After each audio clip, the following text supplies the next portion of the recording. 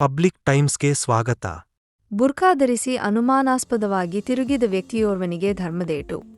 ಬುರ್ಖಾ ಧರಿಸಿಕೊಂಡು ಬಗಲಲ್ಲಿ ಹಾಕಿದ ಚೀಲದಲ್ಲಿ ಚಾಕು ಚೂರಿ ಕುಡುಗೋಲು ಹಾಕಿಕೊಂಡು ತಿರುಗಾಡುತ್ತಿದ್ದ ವ್ಯಕ್ತಿಯೋರ್ವನನ್ನು ಜನರು ಹಿಡಿದು ವಿಚಾರಿಸಿ ಧರ್ಮದೇಟು ನೀಡಿದ ಪ್ರಸಂಗ ಶುಕ್ರವಾರದಂದು ಇಳಕಲ್ ನಗರದಲ್ಲಿ ನಡೆದಿದೆ.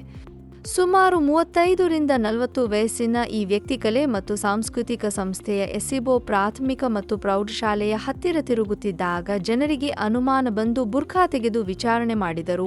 ಆ ವ್ಯಕ್ತಿ ಬಾಯಿ ಬಿಡದೆ ಹೋದಾಗ ಎಲ್ಲರೂ ಸೇರಿ ಹಾಕಿಕೊಂಡು ಬಡಿದಿದ್ದಾರೆ. ನಂತರ ಪೊಲೀಸ್ ಠಾಣೆಗೆ ಮೊಬೈಲ್ ಹಚ್ಚಿ ಪೊಲೀಸರನ್ನು ಕರೆಸಿ ಅವರ ವಶಕ್ಕೆ ಕೊಟ್ಟಿದ್ದಾರೆ. ಪೊಲೀಸ್ ಠಾಣೆಯಲ್ಲಿ ಬಾಯಿ ಬಿಟ್ಟ ವ್ಯಕ್ತಿ ತಾನು ವೀರಾಪುರ ಗ್ರಾಮದ ಮಹಾಂತೇಶ ಎಂದು ಹೇಳಿದ್ದಾನೆ. ಅವನನ್ನು ಪೊಲೀಸರು ವಿಚಾರಣೆಯನ್ನು ನಡೆಸುತ್ತಿದ್ದಾರೆ.